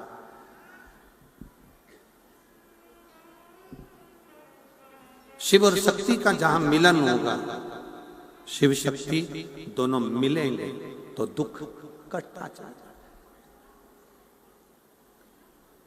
आपको मालूम है शिव जी के मंदिर में दीप क्यों लगाया जाता है? जम के बोलो जरा, किसी को ज्ञात है? शंकर जी के मंदिर में दीप क्यों लगाया जाता है? दिया क्यों जलाता है? किस लिए जलाता है? मंदिर में अंधेरा है, प्रकाश करने के लिए दीप जलाते हैं क्या? जम के बोलो। मंदिर में तुम्हारे दीपक की जरूरत है भगवान को, क्या इसलिए दीप जलाते हैं? नहीं, मंदिर में दीप जलाने का कारण केवल एक होता है। हम दीप इसलिए प्रज्वलित करते हैं कि बाबा तेरे दरवाजे से मुझे बहुत आस लगी है और आस का दीप जलाकर जा रही हूं। जैसे यहाँ प्रकाश हुआ है वैसा ही मेरी जिंदगी में प्रकाश होगा, ये मैं विश्वास नहीं करता। वैसा कि वैसे ही मेरे जीवन में, वैसा कि वैसे ही मेरी जिंदगी में प्रकाश होगा, ये मैं वो विश्वास लेकर, वो आस लेकर, वो विश्वास लेकर मैं जा रहा हूं।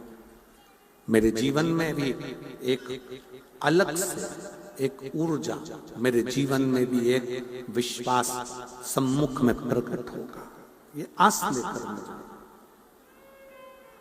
भरोसा। क्यों आए हो शिव पुराण में? क्यों बैठे हो भगवान शंकर की कथा में? कई लोगों को तो, पीछे वालों को तो हम दिख भी नहीं रहे होंगे, जो बाहर के पंडालों में भरे पड़े हुए हैं, रोडों पर बैठे हुए हैं, जहां तहां जो लोग बैठे हैं उनको हम नहीं दिखे। क्यों बैठे हो? केवल एक आस का दीप जलाकर बैठे हो कि विश्वास के बल पर कि मेरा शंकर, जो तुलसी बाबा ने लिखा कि शंकर विश्वास रूपिणो, शिव जी विश्वास हैं, तो वो विश्वास को अपने भीतर जागृत कर कर बैठे हुए हो कि विश्वास में शिव मिलेगा जरूर, शंकर हमें प्राप्त जरूर होंगे और शंकर हमें मिलेंगे जरूर, और मेरा दुख, मेरी तकलीफ, मेरा कष्ट शंकर काटेंगे जरूर, काटेंगे।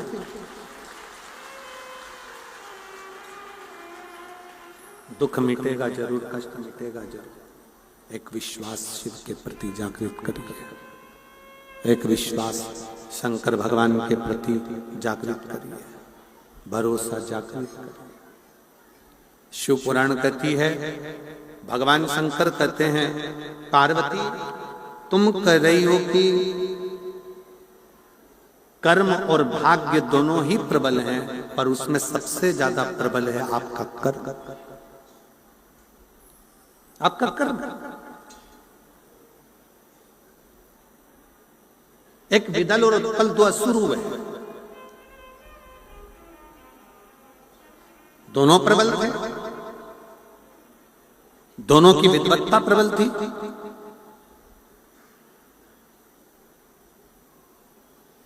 सब कुछ अच्छा कर्म करे, सब कुछ श्रेष्ठ करे, पर गलत दृष्टि मां जगत जननी की ओर कर दी, मां जगदम्बा की। और यही की यही गलती भगवान शंकर के नेत्र से, नेत्र बंद करने के बाद एक जो अश्रु गिरा था, उस अश्रु से जो एक बालक हुआ था जिसका नाम अंधकासुर था, उस अंधकासुर ने भी यह गलती करी थी कि अपनी माता पर गलत दृष्टि दे दी थी, अपनी मां जगत जननी दुर्गा भवानी पर गलत दृष्टि दे दी थी, अपनी माता गलत दृष्टि दे दी।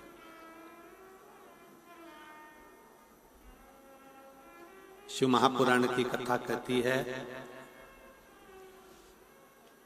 शिवालय में जाना, लोटा भरकर जल समर्पित करना, और कभी तुम्हारे जीवन में अगर तुमको लग रहा है कि मैं दुखों से पीछा छूट ही नहीं रहा, तब उस जगह पर बेलपत्री के मध्य भाग में पीला चंदन, ये जो पत्ती है और ये दो पत्ती हैं, ये बड़ी पत्ती और ये बीच की जो दो पत्ती हैं, इसके बीच में जो डंडी का भाग रहता है, जो बीच में डंडी का जो भाग है, बड़ी पत्ती और ये दो छोटी पत्ती के मध्य में जो डंडी का भाग है, उस डंडी के भाग में पीला चंदन और एक अक्षत पीला, शंकर भगवान को किसी भी प्रदोष के दिन आप अगर प्रदोष काल में समर्पित कर रहे हैं, तो ये निश्चित है कि धीरे धीरे कर कर वो दुख समाप्त होगा, वो दुख कटेगा ही। और शंभु शरणे पड़ी मांगू घड़ी रे घड़ी दुख काटो दया करी ने दर्शन आपो शंभु शरणे पड़ी मांगू घड़ी रे घड़ी दुख काटो दया करी ने दर्शन ओ दया करी ने दर्शन। आप जब शिव से अपनी लगन लगाकर अपने मन की बात जब शंकर से कहते हो तो शिव क्यों ना सुने?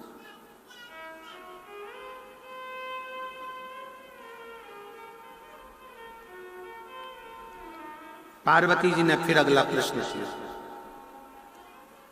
मां जगत जननी ने तीसरे नंबर का प्रश्न किया कि शिव जब कोई जल चढ़ाने के लिए आपके पास में आता है तो आप सबसे पहली चीज क्या देते हो? बहुत सावधानी से सुनिएगा, ये आपके और हमारे जीवन की बड़ी विचित्र थी। शंकर पार्वती का संवाद नहीं, ये आपका और हमारा भी संवाद है।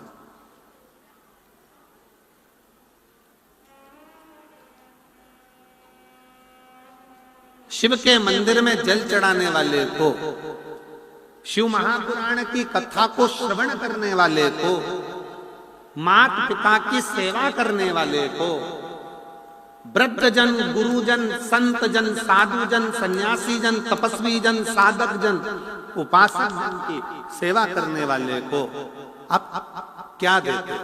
सबसे पहला क्या देते? वैसे आपने धन दिया, दौलत दी, संपदा दी, सत्ता दिया, वैभव दिया, सब कुछ दिया, पर सबसे मूल आप क्या देते? सबसे पहले नंबर पर क्या दिया जाता?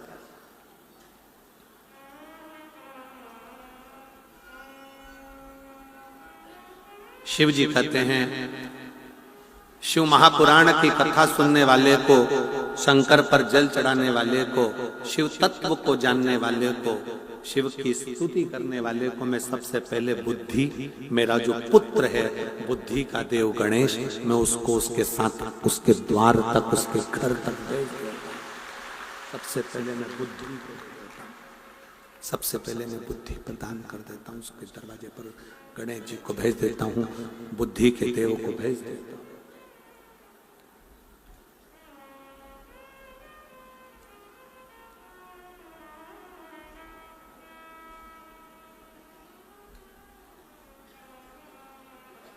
भाग्य श्रेष्ठ है कि बुद्धि श्रेष्ठ है? तो शंकर भगवान कहते हैं ये बुद्धि और भाग्य का भी झगड़ा बहुत हुआ। इसमें बुद्धि कुछ नहीं बोली है, पर भाग्य बहुत बोला।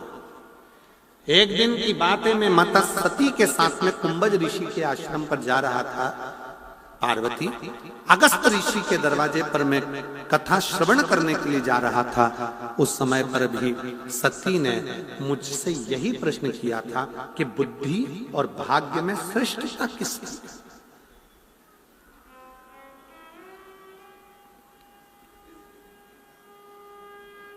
इसमें श्रेष्ठ कौन है? इसमें श्रेष्ठता किसकी है? सती को मैंने जो कहा, शिव जी कह रहे, मैंने जो सती को कहा आज मैं वही पार्वती तुमसे कहता। एक बार का प्रसंग है, बुद्धि के सामने भाग्य ने अपना बखान करना प्रारंभ करा कि मैं श्रेष्ठ हूं, मैं रंक को राजा बना सकता हूं और राजा को रंक बना सकता हूं। कौन बोला? जम के बोलो जरा। भाग्य ने कहा कि मैं रंक को राजा बना दूं और राजा को रंक बना दूं, मैं भाग्य हूं। बुद्धि सुनती रही। शिव जी कह रहे हैं, पार्वती मैंने सती को यह प्रसंग सुनाया था कुंभज ऋषि के आश्रम में जाते से। बुद्धि सुनती रही। फिर भाग्य ने कहा, मैं व्यक्ति को करोड़पति बना सकता हूं और व्यक्ति को रोड़पति बना सकता हूं। बुद्धि सुनती रही। अब बुद्धि का भी दिमाग ठनका और बुद्धि ने भाग्य से कहा तुम बना सकते हो? हाँ। एक खेत में एक किसान काम कर रहा था। बुद्धि ने कहा तुम इसको राजा बना दो तो मैं मान लूंगी। भाग्य हो ना तुम भाग्य हो ना, तुम इसको राजा बना दो।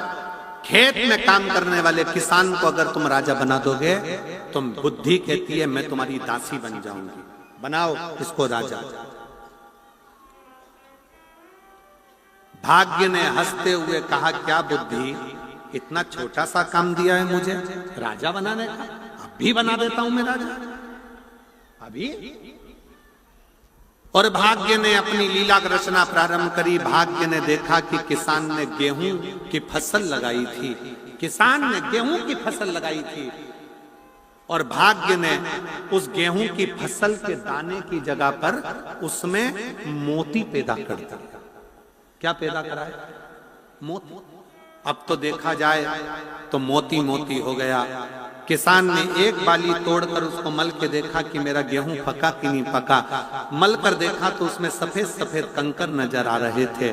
किसान की आंख में आंसू भर गए, मैंने तो गेहूं लगाया था, ये पत्थर कहां से हो गया।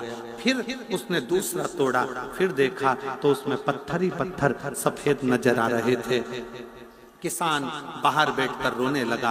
नगर का राजा निकल कर जा रहा था। राजा ने देखा कि मेरे नगर का किसान रो रहा है, क्यों रो रहा है? पूछा तुम्हारे रोने का कारण क्या है? किसान ने कहा मैंने गेहूं की फसल लगाई थी, परंतु उसमें ये सफेद सफेद कंकर हैं, मैं पहचान नहीं पा रहा, ये सफेद सफेद कंकर लगे हैं। राजा ने जो फसल देखी तो राजा को लगा ये तो मोती हैं, मोती, और इतने कीमती मोती, ये मोती और इतने कीमती। राजा ने विचार कर लिया, मैं इससे कहता हूं कि ये फसल मेरे राजघराने में ला कर दे, मैं अपनी लड़की का विवाह इसके साथ कर दूंगा। भाग्य ठहाका लगाकर बुद्धि से कहता है ये देख मैं राजा बनाकर मानूंगा। किसान भरा फसल को और ले जाकर राजा के यहां दे दिया।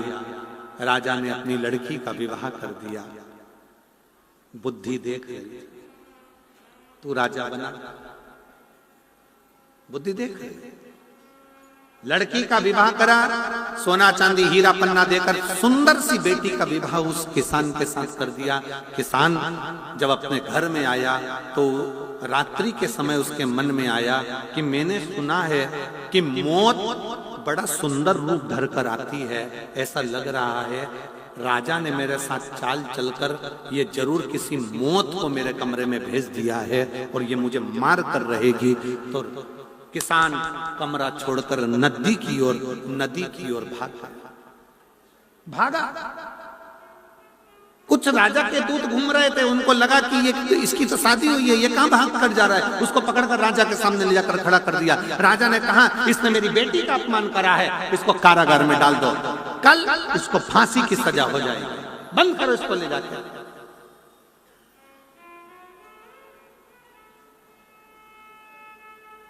बुद्धि ने कहा भाग्य देवता क्या हुआ, राजा बन गया? भाग्य देव हाथ जोड़कर बोले मेरी गोटी उल्टी बैठ गई, ये राजा नहीं बना। तुमसे हाथ जोड़कर निवेदन है इसको छुड़ा दो, भले ये राजा बने चाहे नहीं बने।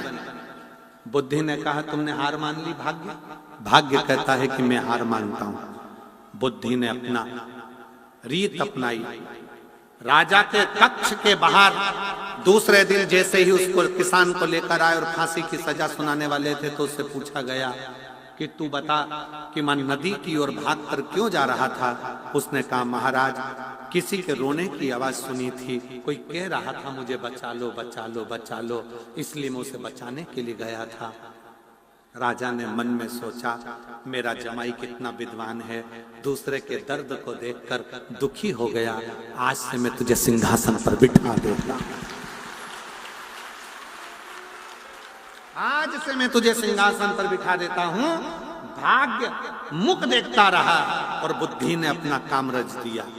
शिव महापुराण की कथा में शंकर भगवान पार्वती से कहते हैं, पार्वती भाग्य की रचना करना अपने हाथ में है, अगर श्रेष्ठ बुद्धि है तो मिट्टी भी सोना हो जाती है, और अगर बुद्धि श्रेष्ठ नहीं तो सोना भी राख हो जाता है। श्रेष्ठता इसी में।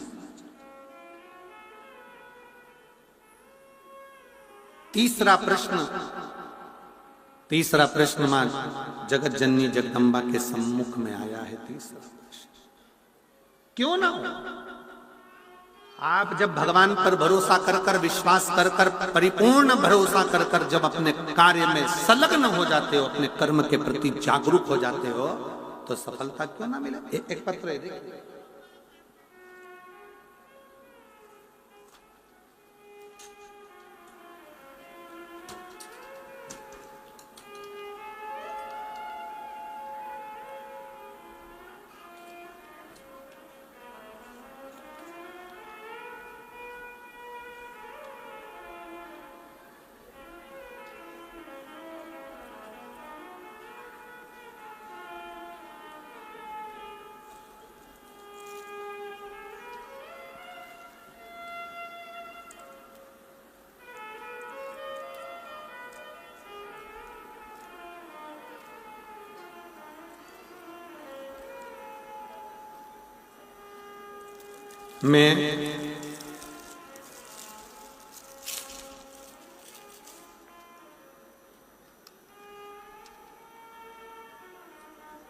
मेरा नाम राम कुमार है।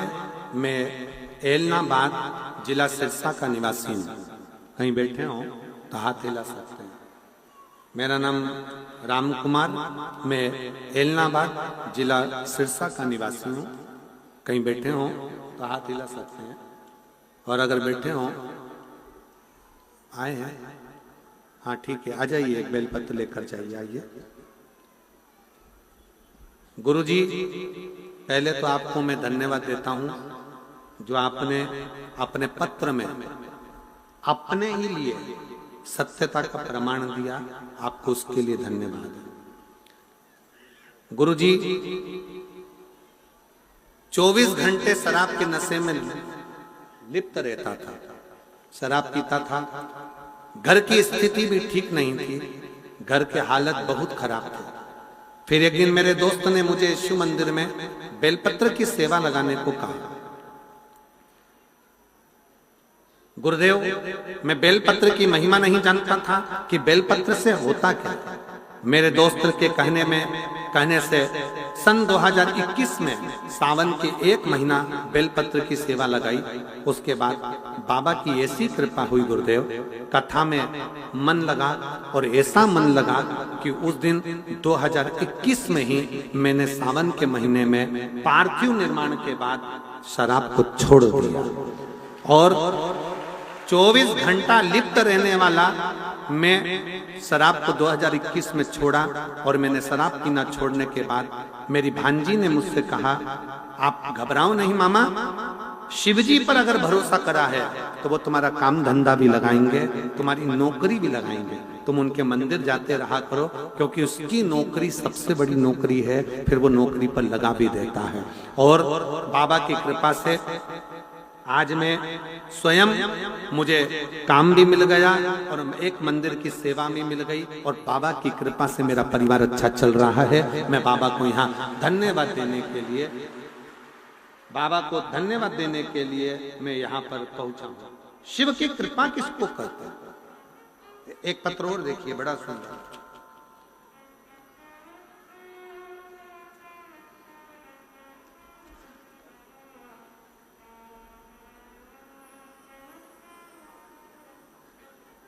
संदीप, मेरा भाई संदीप, पिताजी राजेंद्र कुमार, गांव लालवास।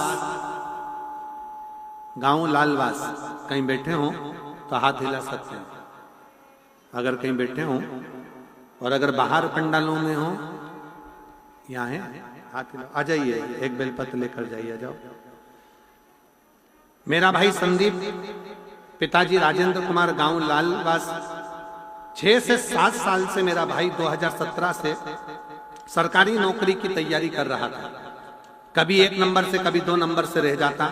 सारे प्रयास करके थक गया। आखिरी में उसने एग्जाम देना बंद कर दिया। तब आप कथा में बोले कि अपनी मेहनत को 4 गुना करो, अपने परिश्रम को बढ़ाओ, फालतू भाग्य के भरोसे मत बैठो, अपनी लगन को बढ़ाओ।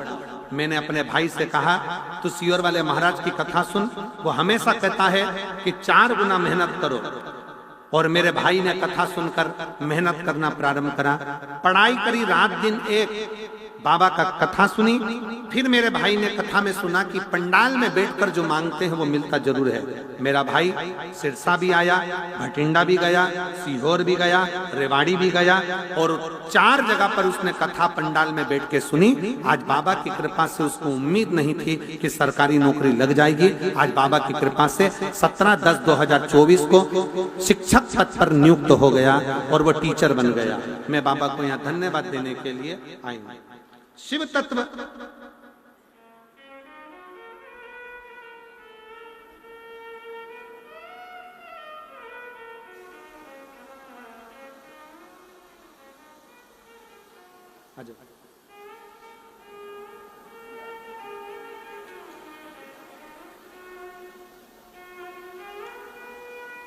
अपने अवगुण बताने वाला दुनिया में कम होता है। एक बार जोरदार ताली बजाओ जिन्होंने अपना अवगुण भी बताया है बाबा।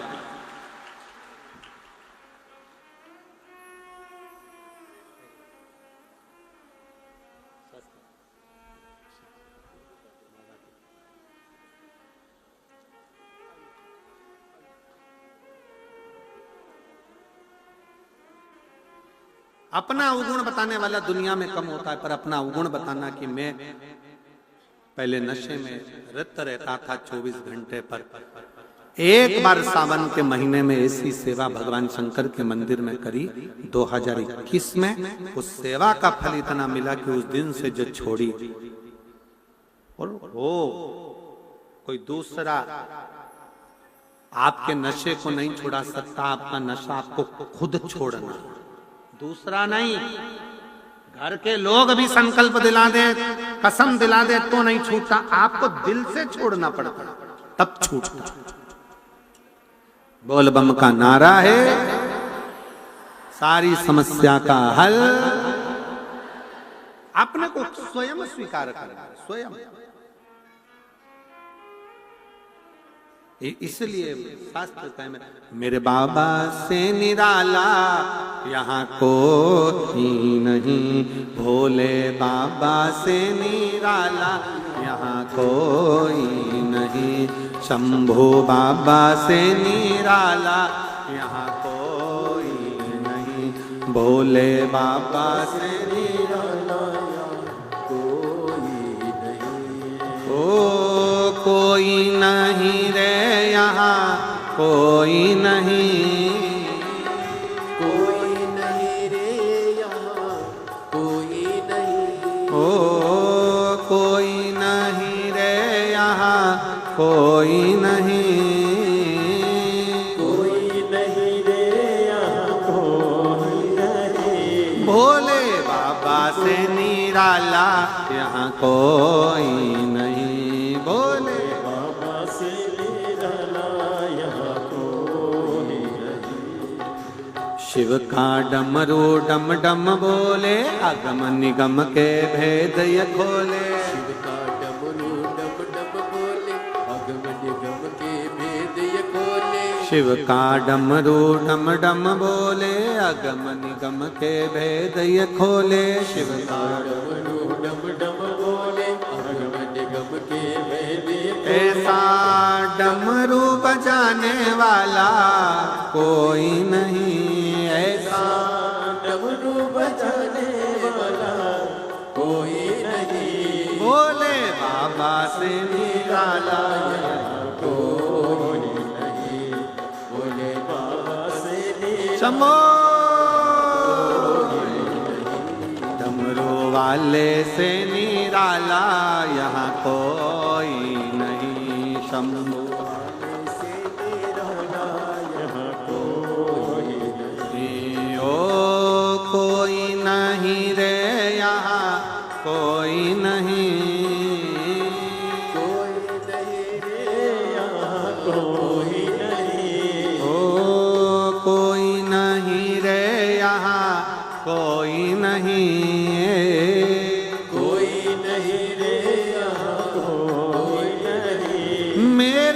बाबा से निराला यहाँ कोई नहीं, मेरे बाबा से निराला यहाँ कोई नहीं। समो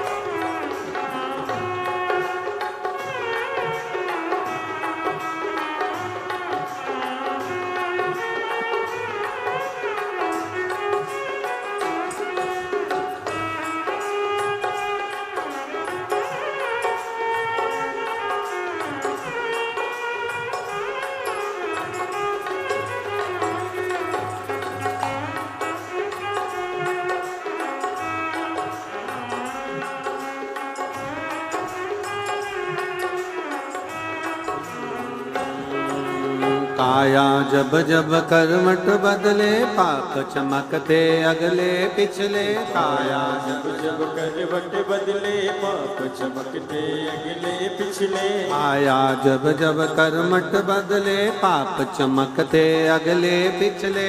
आया जब जब करवट बदले, पाप चमकते अगले पिछले। ऐसा जोग जगाने वाला कोई नहीं, ऐसा जोग जगाने वाला कोई नहीं। भोलेनाथ से निराला यहाँ कोई नहीं, भोलेनाथ से निराला यहाँ कोई नहीं। शंभुनाथ से निराला यहाँ कोई नहीं, शंभुनाथ से निराला यहाँ कोई नहीं। ओ भोले बाबा से निराला यहाँ कोई नहीं, भोले बाबा से निराला यहाँ कोई। हर हर देव है। अपने स्थान पर बैठकर भगवान